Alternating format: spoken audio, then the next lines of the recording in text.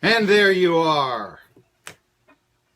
Here I am. I'm Marky Bilson, your voice of choice for a new generation of Tri-Cities sports fans. The name of the program, Tri-Cities Sports Now. And we own the Tri-Cities on 1420 NBC Sports Radio Tri-Cities. This show has the chance to be somewhat historic, because although Randy Sanders has been interviewed by the local media, at 1 p.m. he's going to be talking to the big boy here, right? The guy that asks the tough questions, not the softballs. That would be me, Marky Bilson. New ETSU coach Randy Sanders, late of Florida State, late of 98, Tennessee Volunteers national champion, calling the plays for the Vols that year when they won the national championship. Now he's the head coach at ETSU. First time a native of the... I'm trying to think. Don Riley was an ETSU grad. And I've got, by the way, in our next segment, I want to talk about Don Riley. Yeah, I want to talk about Don Riley, okay? Jerry Van Dyke passing away. I want to clear up a rumor. But the circumstance comes out to this, that Sanders, I believe, is the first native East Tennessean to coach the Buccaneers, because he's from Morristown, in football since Riley, because he was an ETSU grad. Now, I'd have to check real fast and see, okay, Don Riley, what was his hometown? But he played for ETSU in the 50s, NAIA days, and back then, I mean, it was ETSC. How many guys were they getting from Arkansas, Florida, and Alaska? I can't imagine that many. So, Randy Sanders, I don't know, last game that Riley coached for ETSU was 91. So the last coach of the last quarter century to be from the area. Let's see here. Kevin was from Georgia. Hamilton was from Charleston, South Carolina. Carl Torbush was, I want to think North Carolina, but I'm not sure off the top of my head. I ought to know that, where Carl Torbush was quote unquote from. But he was not a native East Tennessean. And Randy Sanders is. How does that help? I mean, is that a benefit? Something kind of interesting to think about. But anyway, Sanders, we're keeping with the football theme, and why not? Because last night, very exciting football game in Alabama, I just think cemented themselves that this is the greatest college football dynasty of all time. You heard me. I think it's the greatest college, and I don't say that lightly. But only the greatest praise can accompany Alabama's fifth national title since 2009. It isn't just that the Crimson Tide have been so dominant for so long. It's that Alabama has come so close in the years they didn't win it. In their consistency is just, it's amazing to me. Just look at some of the near misses since 2009. Last season, touchdown with a second remaining on the clock.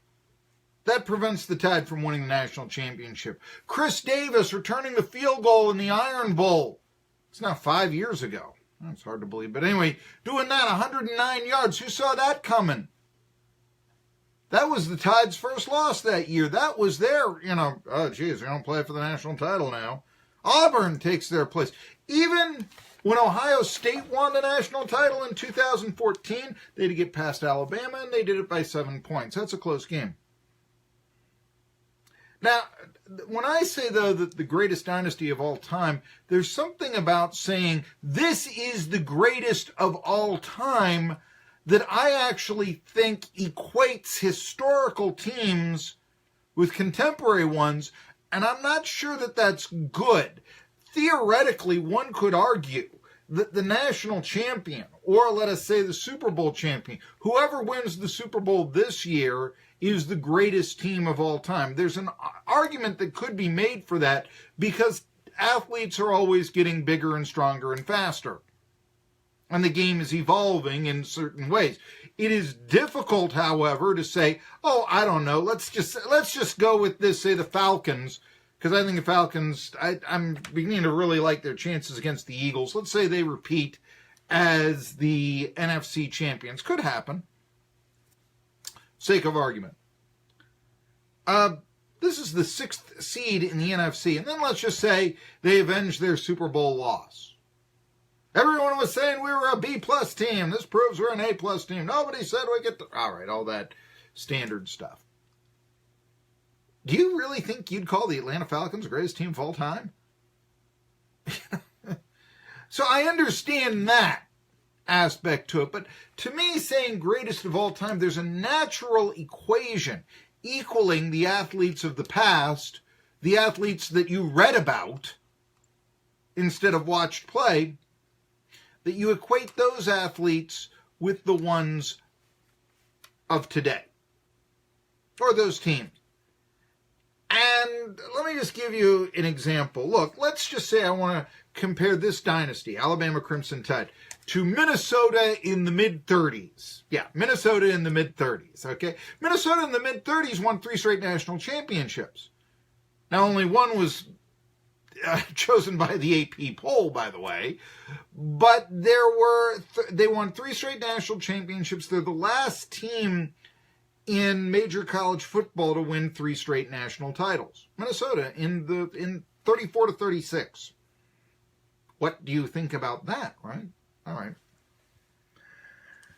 But if I am to equate that Minnesota team and compare that dynasty with the contemporary Crimson Tide dynasty, I'm comparing now a team that wore leather helmets, that I'm assuming played in a single wing offense or certainly only threw on 3rd down.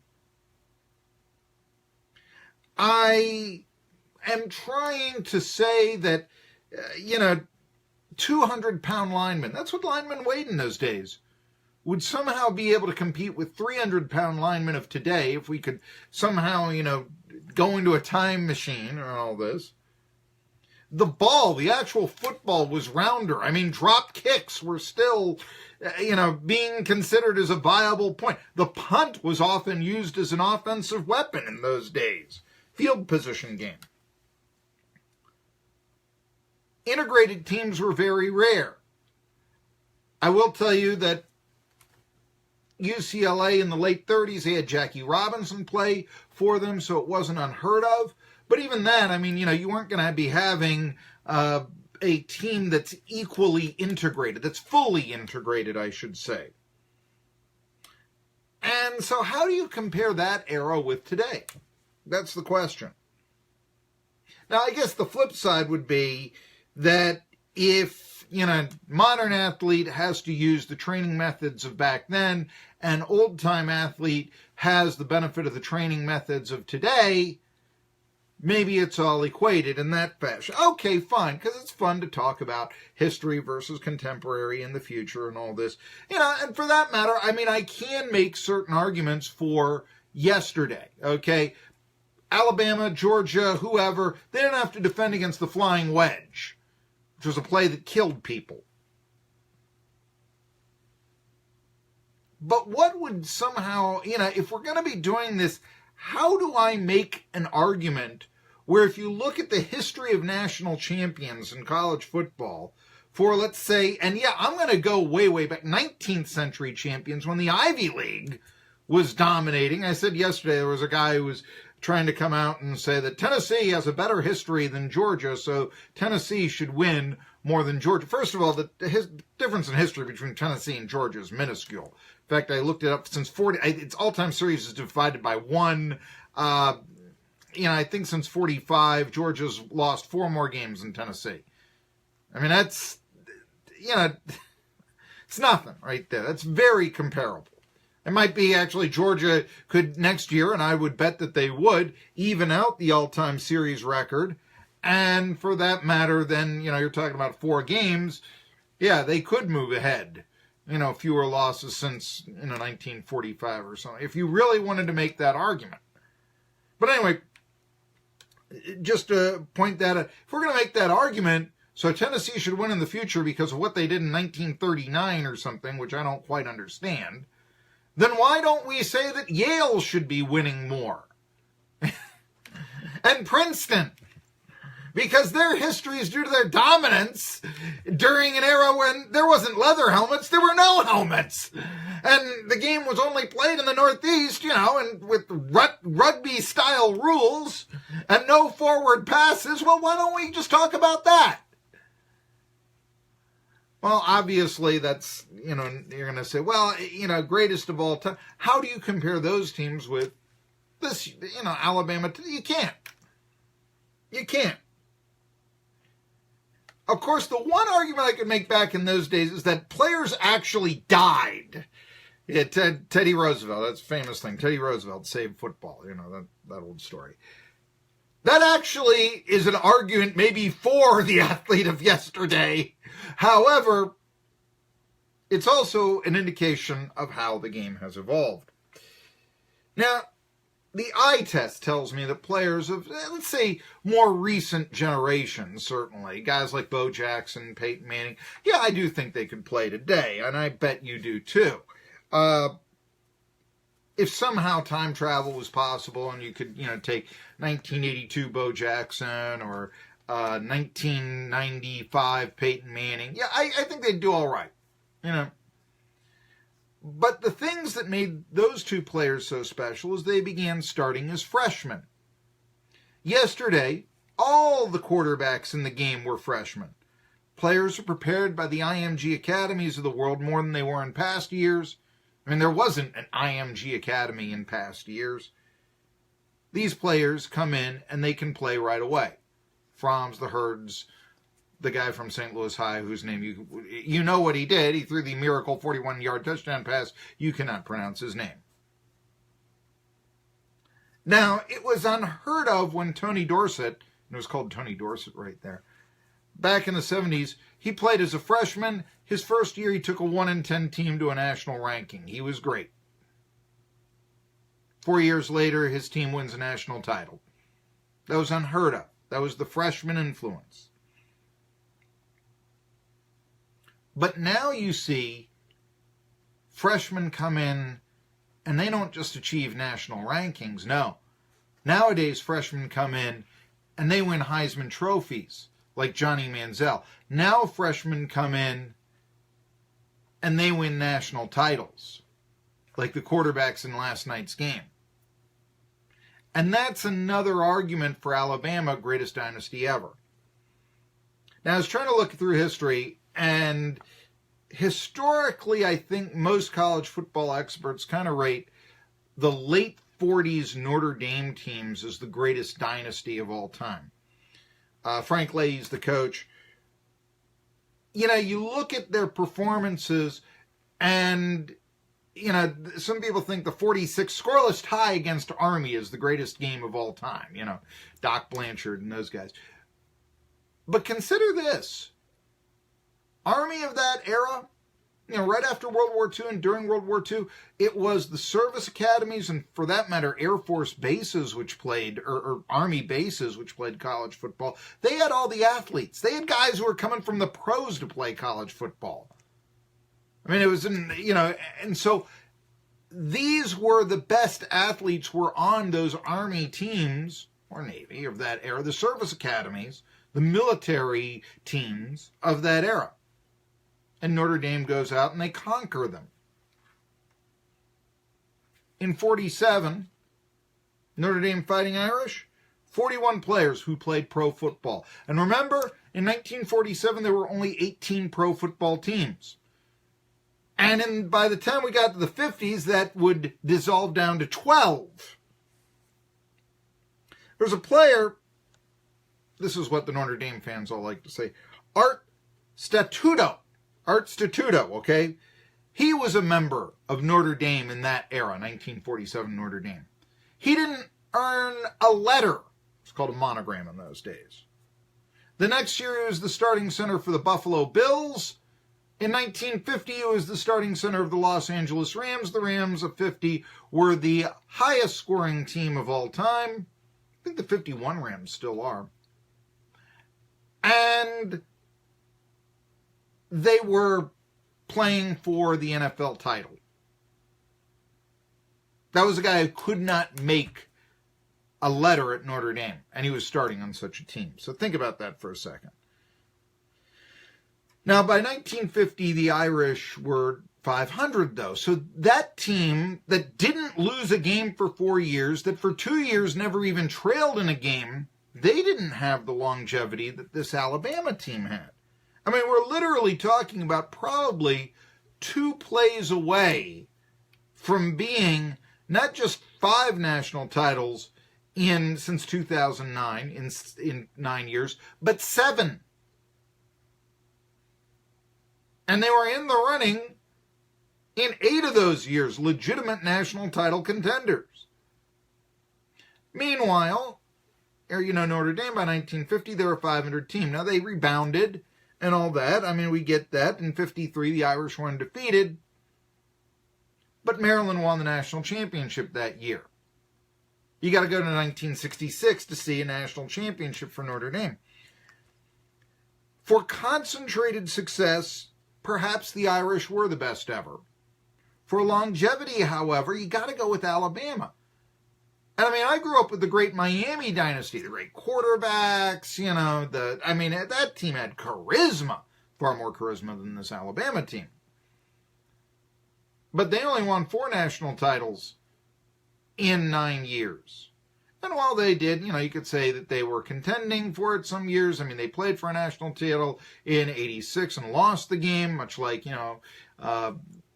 Alabama lost the game last year. You're still, there was something, I guess 92, they played Alabama. Got beat by 3 touchdowns in the Sugar Bowl. So Gino Torretta had proved he wasn't Kozar or Walsh or Kelly or Testaverde, I guess. Although Testaverde never won a national title, so he was a backup on the 84 team, I guess. Anyway, that Notre Dame team, there is, for concentrated success, I could see that. For longevity, though, Alabama. And look, I mean, that was 4 national titles in 9 years. Alabama's won 5 in 9 years. That's a little bit better, right? There is one great similarity, though, to the 2 dynasties of the Frank Leahy Fighting Irish and the Nick Saban Crimson Tide. And I thought about this here. Notre Dame's success in that long ago era, my grandfather's day, created a lot of resentment in the South. It started with the demise of Tulane. People don't realize this. Tulane, in the late 40s, they were probably the best team in the South. They played Notre Dame every year. They got killed. They got killed by scores like 50-7. They got killed so bad that Tulane, which would come in ranked in the top 5 when they'd play Notre Dame, and then after they'd get beat so bad, the administration at Tulane said, well, maybe we shouldn't be trying to play high-level football, and literally the university de-emphasized the program, and by the 60s, Tulane dropped out of the SEC.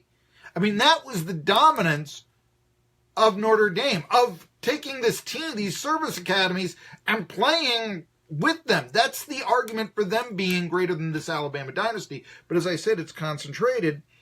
And, there was a lot of resentment, though, because those teams of Leahy did create a reputation for Notre Dame football that say 56, Johnny Majors ought to win the national title. No, we're going to give it to Paul Hornig with a 3-13 touchdown interception ratio on a 2-8 team. Okay, fine, yeah, all right. 1966 comes along, Alabama should be winning their 3rd straight national championship. No, let's give it to Notre Dame and Michigan State. No.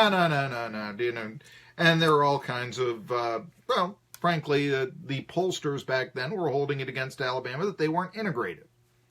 Tough on the players that played on that team, and sports and politics mixing. But there was great resentment there, I mean, if you played on that Alabama team and all that, were you really going and said, well, we can't help what, race we are. I mean, we're just beating everybody we play. We're doing our job. That animosity towards Notre Dame, dating way back to like the World War II, right after that era, and you still have that animosity today to Notre Dame. You go to the South, the Southerner thinks Notre Dame is yesterday's program. There's no question about that. You can get Julius Jones at a Big Stone Gap. He can go to Notre Dame. He can set the school rushing record in a single game, and it's still yesterday's program. Even that event that I told you about was 15 years ago. Yeah, Julius Jones from Big Stone Gap. I was at the game. He set the single game, rushing record, had more than 200 yards for Notre Dame. But here's the deal. You talk Southeastern Conference and Big Ten country, and Big Ten country, remember, goes nowadays from Nebraska to New Jersey, with Washington, D.C. thrown in for good measure.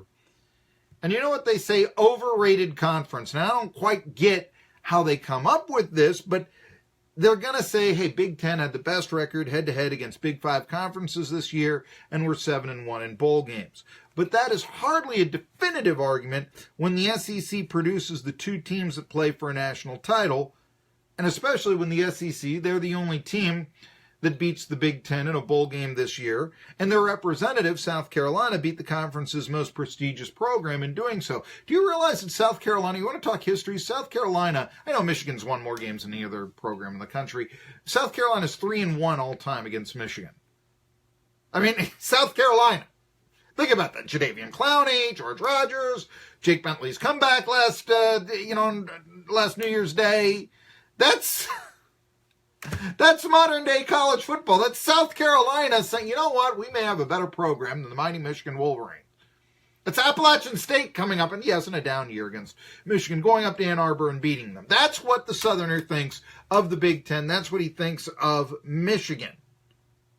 The point, though, is that Alabama's contemporary dynasty has created the same sort of geographic hostilities in another part of the country that Notre Dame's has created down here, and really to a lot of the country, I think. And perhaps that is the biggest argument as to why this Alabama dynasty stands the test of time. And certainly for longevity, yeah, I think it's the best ever. And it's hard to argue with the, hey, you know, athletes are bigger and stronger today. Hard to argue. All right, Randy Sanders comes up in the next hour, top of it. I've got a lot of news coming up, a lot of football news. The final top 25 poll is out, and a projected one for next year is in Tri-City Sports Now.